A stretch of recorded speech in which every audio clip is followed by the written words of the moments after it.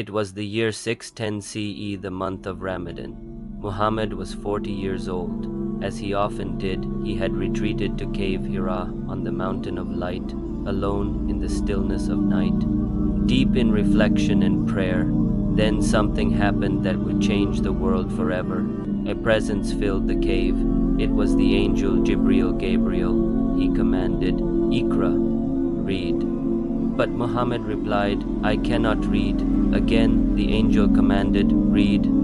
And again Muhammad said, "I cannot read." A third time the angel embraced him tightly and declared, "Read in the name of your Lord who created man from a clinging substance. Read, and your Lord is the most generous."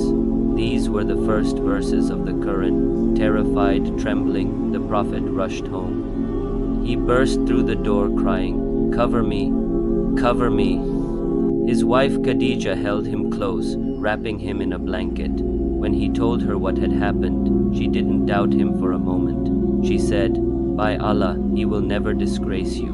You honor your family, help the poor, care for the weak, and serve your guests." Khadija became the first Muslim, the first to believe. Together they went to her cousin, Waraka ibn Nawfal, a wise Christian scholar. When he heard what happened, Waraka's eyes filled with awe. He said, "This is the same angel who came to Moses. You are the prophet of this nation."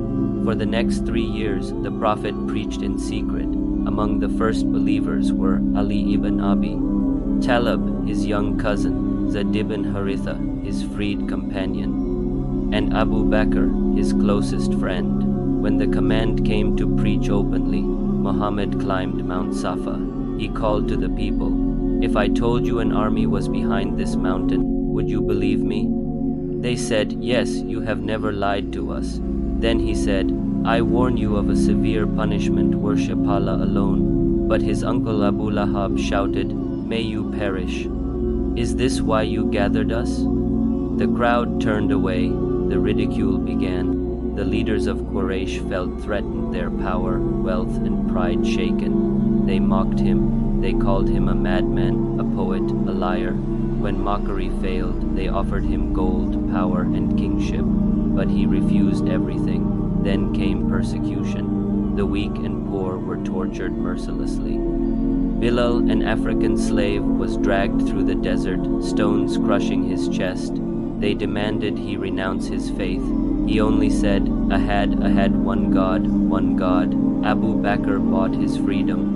Sumaya, a slave woman, was killed for believing. She became the first martyr in Islam. Her husband Yasser was also tortured to death.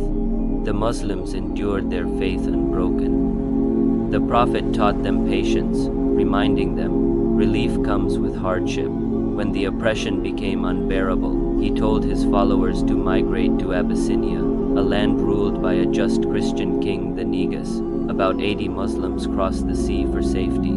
The Quraysh sent men to bring them back. But when the Negus heard them recite verses about Jesus and Mary, he wept. He said, "This and what Jesus brought come from the same source." He refused to hand them over. For the first time, the Muslims found peace in a Christian land. Back in Mecca, things worsened. The Quraysh imposed a total boycott, no trade, no marriage, no contact. For 3 years, the Muslims lived in isolation. They ate leaves, leather, anything to survive. Children cried from hunger. Yet their faith never wavered. Eventually, some fair-minded Meccans ended the boycott. But soon after, tragedy struck. Khadija passed away, his beloved wife, his greatest support. Just weeks later, Abu Talib, his uncle and protector, also died. It was the year of sorrow. In his darkest hour, Allah granted him a miraculous gift, the Isra and Miraj. One night, the angel Jibril came again. The Prophet was taken from Mecca to Jerusalem, to Al-Aqsa Mosque, where he led all the prophets in prayer. Then he ascended through the 7 heavens, meeting Adam, Moses, Jesus, and Abraham. Finally, he was brought into the divine presence where the 5 daily prayers were ordained. When he told the people, many mocked him. Some doubted, but Abu Bakr said, "If he said it, then it is true." From that day he was called as Siddiq, the truthful one. 13 years had passed in Mecca. Persecution had reached its peak, but change was near. From a distant city called Yathrib, an invitation would come. A new dawn was rising and Islam was about to find its home.